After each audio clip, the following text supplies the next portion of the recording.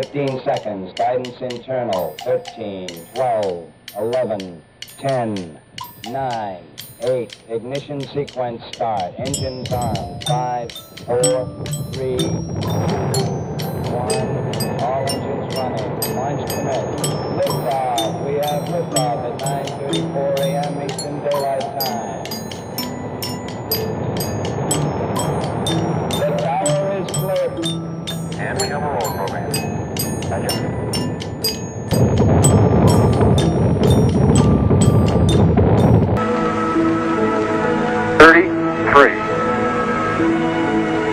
-1, 6% fuel.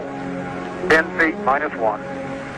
Lors des missions Apollo 11, alunissage le 24 juillet 1969, Apollo 14, 5 février 1971 et Apollo 15, 30 juillet 1971, des réflecteurs lunaires ont été déposés sur la surface de la Lune.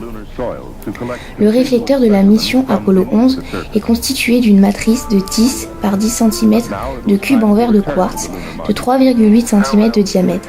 Il est situé dans la mer de la Tranquillité. Celui d'Apollo 14 est semblable à celui d'Apollo 11, mais il se situe dans le cratère de Fra Mauro. Le réflecteur d'Apollo 15 est situé dans le cratère Vela et possède 3 fois plus de coins, de cubes que ceux des 2 missions précédentes. C'est maintenant lui qui est le plus utilisé. By the heat of their re-entry into the Earth's atmosphere at 25,000 miles per hour. And there would be a heart-stopping moment as one of the 3 parachutes collapsed. The success of Apollo 15 had been spectacular. The scientific results had been almost unbelievable. In the words of one scientist, a 5-for-1 mission. Yet while we rejoice in our success...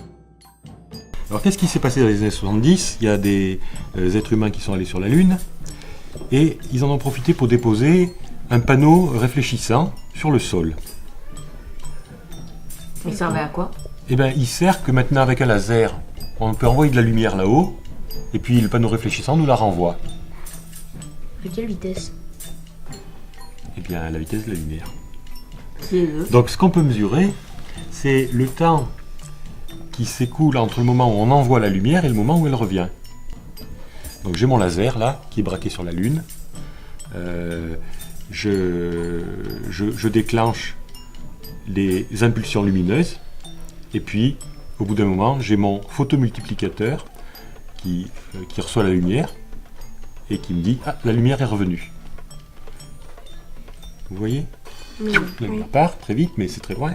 Puis elle revient. Et elle revient au bout de 2 secondes 56. 384 000. Oui. Des fois 2 pour mettre l'aller-retour. Très bien. Et je divise par 2,56.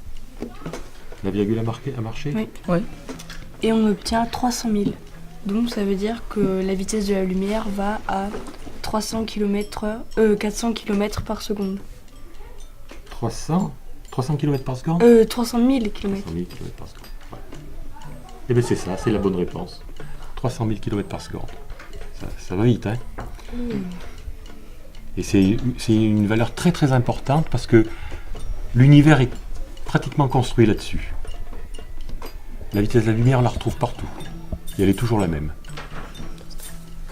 Et c'est aussi la vitesse des ondes radio qu'on étudie ici à cet observatoire. Très bien, bravo. La lumière va toujours à la vitesse de la lumière, mais elle peut vibrer plus ou moins vite.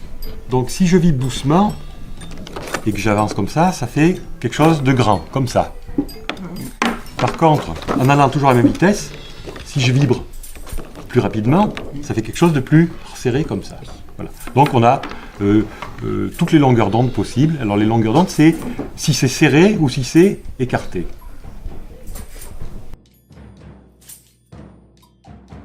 L'effet Doppler est un phénomène constaté lorsqu'une voiture se déplace.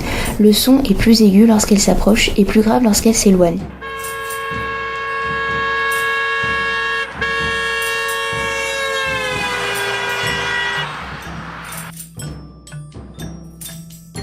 Le son est une onde qui se déplace dans l'air. Les molécules du mélange de gaz se compriment et se détendent au passage de l'onde. Lorsque les oscillations sont rapprochées, la fréquence est plus élevée, le son est aigu. Lorsque les vagues sont plus espacées, le son est grave, la fréquence est plus faible. La hauteur des vagues est liée à l'intensité du son. Lorsque la voiture s'approche, l'intensité du son augmente et la fréquence augmente.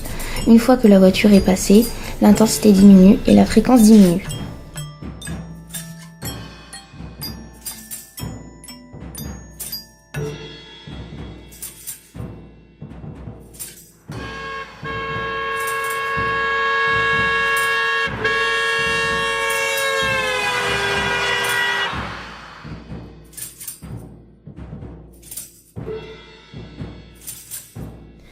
Un stylet produit une série régulière de vaguelettes à la surface de l'eau. Un va-et-vient rapide correspond à un son aigu et des va-et-vient plus longs sont équivalents à un son grave. Des capteurs s'allument à chaque fois qu'ils reçoivent une vague.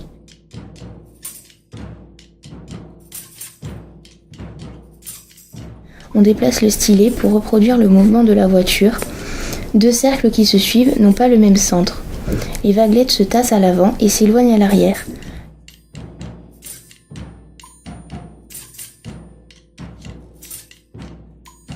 Le capteur situé à l'avant clignote plus vite que le capteur situé à l'arrière.